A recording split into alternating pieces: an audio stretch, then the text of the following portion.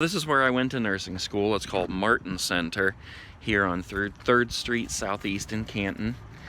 And it was just under a year. It was about 11 months, maybe 11 months and a week or two or something. But that's where it is right there.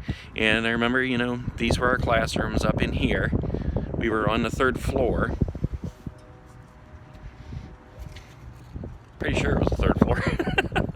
May have been the 2nd floor, but yeah, I'm pretty sure it was the 3rd floor. So yeah, that's where I went to school. So when I graduated nursing school then, I stayed right there at that nursing home that I was at, and I was trained by the people who told me I wouldn't make it through school, and then the people who I worked alongside who also told me that I wouldn't make it through school. I became their boss.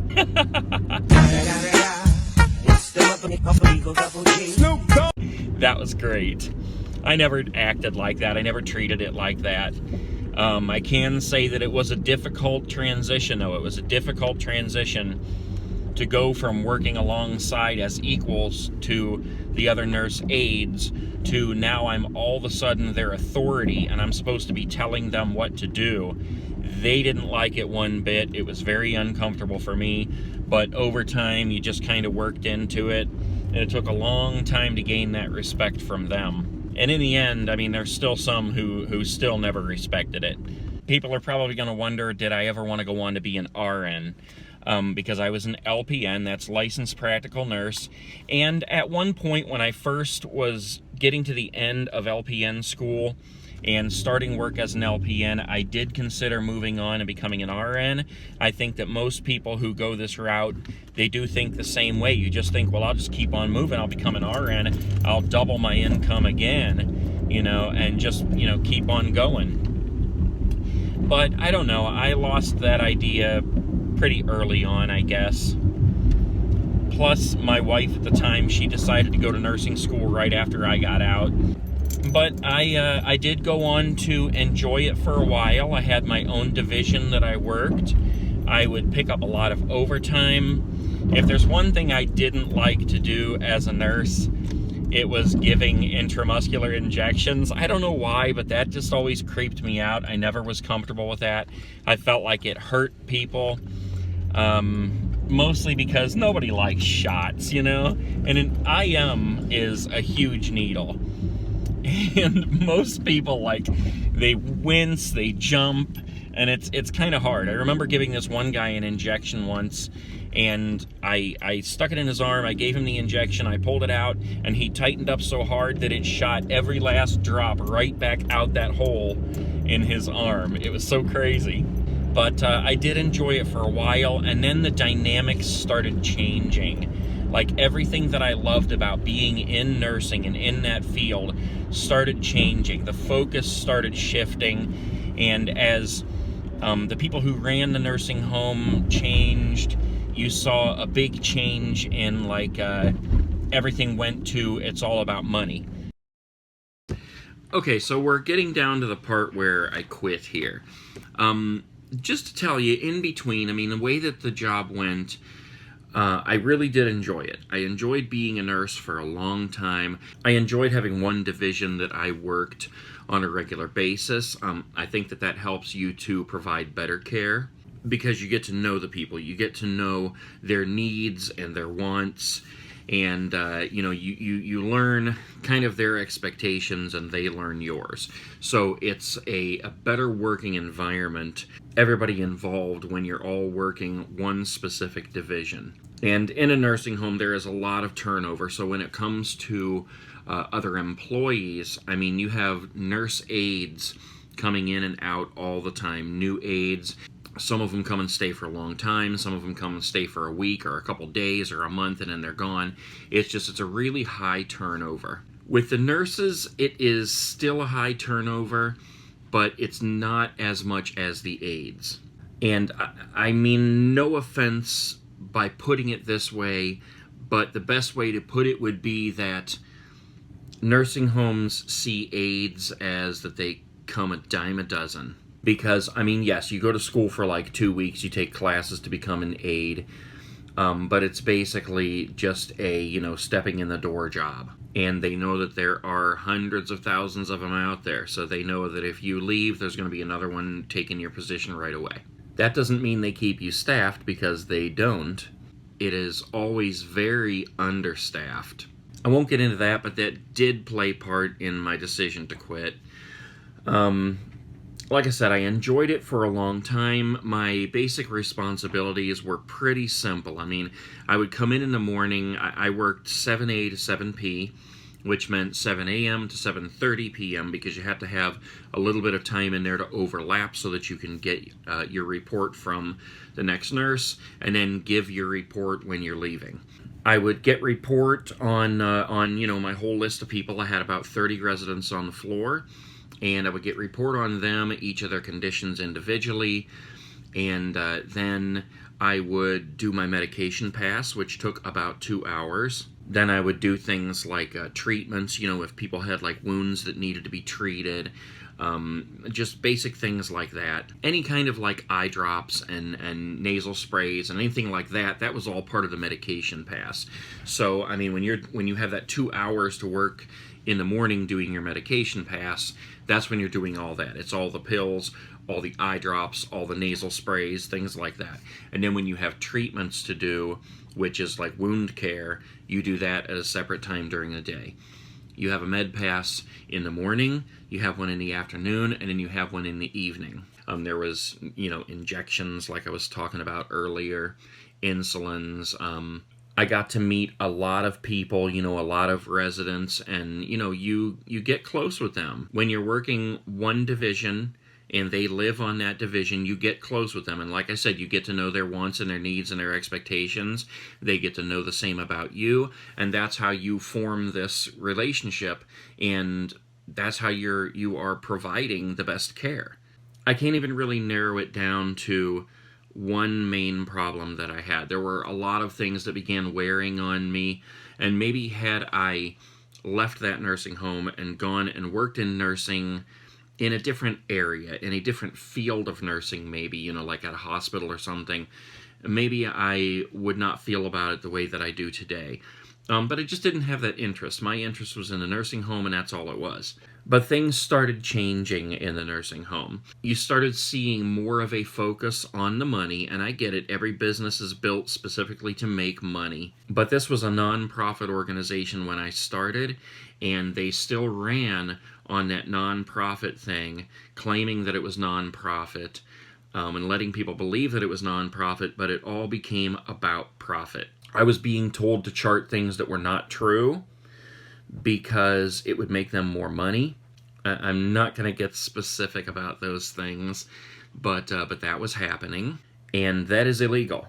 We are never to be told what to chart. We are to chart what happens and nothing more and nothing less. If we didn't chart it, it didn't happen. If we charted it, it did happen. That's what it is.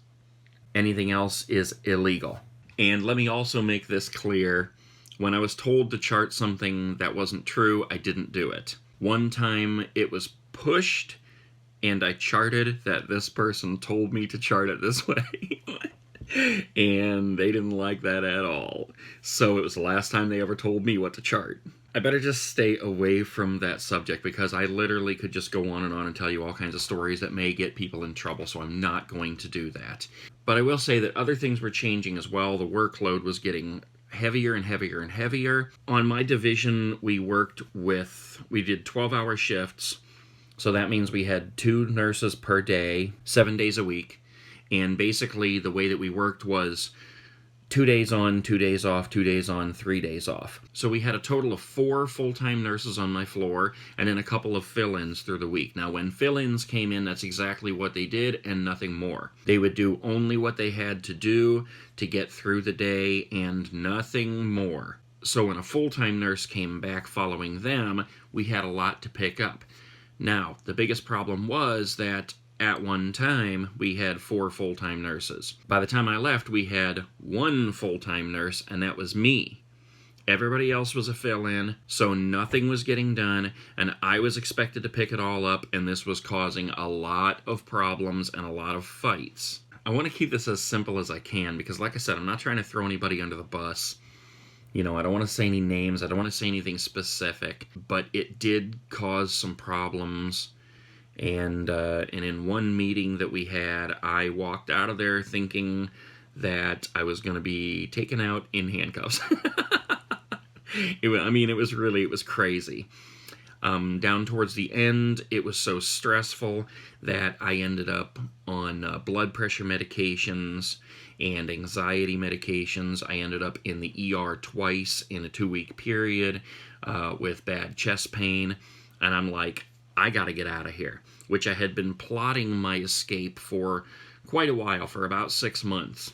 I had a calendar that I kept in the med room there, and that I would print out, that I made up myself on a computer. I'd print it out, and I kept it under our little clear thing on the desk there, so I could write down little things that were happening. And when I printed those out 6 months before, I wrote on my birthday, which is March 5th, that I would be out of there by March 5th. I didn't know how I was going to do it. I don't know what was going to happen, but I was going to be out of there by March 5th. I couldn't take it anymore. I needed out. Another thing that I really hated and really began to get on my nerves very bad was the state surveys. I understand that's totally something that needs to happen, but the problem was that the people who wrote the rules that we had to follow were people who were not doing the job. Former nurses who hated their job enough to go get a different job, and now they're making rules that nurses have to follow when they didn't want to follow them themselves.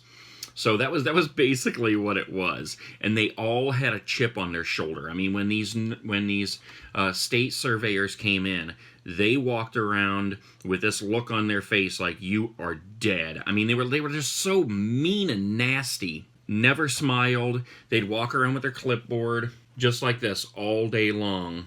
I mean, because they knew that they had the authority at that time. And they just loved seeing people scurry around and being afraid of them. And that's how it was. They kept you on edge. And everybody, even the director of nursing and the nursing home administrator, I mean, they're just like running back and forth, trying to make sure everything's in order and straight. And it was crazy. It was so stressful. People would call off and make it even harder. And if you did call off, you just got skewered. I mean, they would tear you apart if you called off when state was there. So it was just a very stressful situation. They would follow you around and watch you do things like pass your medications and doing your treatments and things like that. And they watched every little move you made. And it was stupid things like with medication passes. You would have people who had 20 medications to take at 9 a.m. And they'd have liquids, and they'd have eye drops, and they would have nasal sprays. And the rules were things like you could crush some medications, you couldn't crush some other ones, you could and couldn't mix certain ones. When it came to eye drops and nasal sprays, you had to do things like wash your hands, obviously, put on gloves, give a drop, take your gloves off, wash your hands, put on new gloves, come back, give a drop in the other eye, wait for 5 minutes, do it all over again. And it was so crazy, it was so unrealistic. I mean, you have 2 hours to pass medications to 30 people, and each one of them gets a whole boatload of medications. It was difficult enough as it was in the first place, without all of these ridiculous rules. It was so crazy. It would be like if you're a mechanic, and you're taking off a tire, and somebody's standing there with their clipboard and their pen, and they're watching you, you know, under a microscope, take off each bolt, and you had like the stupidest rules for how you had to get that bolt. Just take the bolt out and it's done. But it's not that easy when it comes to a state survey. It would be like them saying, turn it to the right just a little bit, then stop and wait for 5 seconds. Now you can go, turn it a little bit more and stop and wait. Now turn it back to the left a little bit and wait. And now to the right. You know, it was stupid. It was just stupid rules that never should have been, but it was.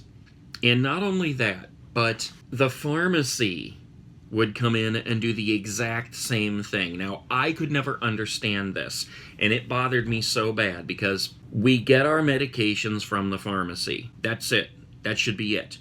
Why does the pharmacy have any right or any business coming into our medication rooms, going through our med carts, going through the whole medication room, the refrigerator, checking dates and this and that? You know, we can handle that.